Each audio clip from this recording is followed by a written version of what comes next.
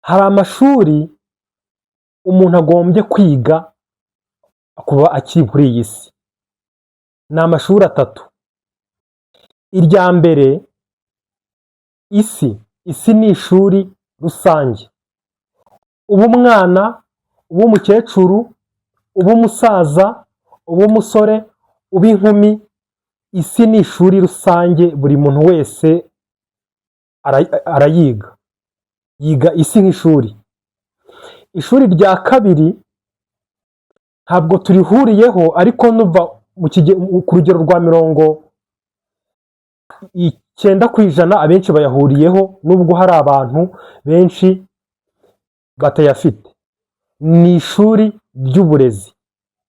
Iri shuri tujyanamo abana ku ishuri bagatangira kwiga uwa mbere, uwa kabiri, bagahera muri garidiyene, bakarinda barangiza bagasaba akazi bitwaje amadiplome yabo.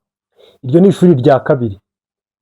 Ishuri rya gatatu naryo ntabwo turihuriyeho, ariko ni ngombwa kuri buri muntu wese. Ni ishuri ry'Imana. Ishuri ry'Imana ryiga umuntu Imana ishaka kwigisha, ikamwigisha inzira yayo, ikamwigisha n'uburyo isi imeze, akiga gutandukanya ikibi n'icyiza, ndetse bikarangira Imana imukoresheje n'umurimo. Iryo ni ishuri rya gatatu. Iryo shuri nta muntu uryigisha undi uretse Imana yonyine. Ishuri ry'Imana ntabwo ryica ubuzima. Ishuri ry'Imana ntabwo ryica umuntu. Ishuri ry'Imana ahubwo ritanga ubugingo. Ishuri ry'Imana ryica isi, rigatanga ubugingo.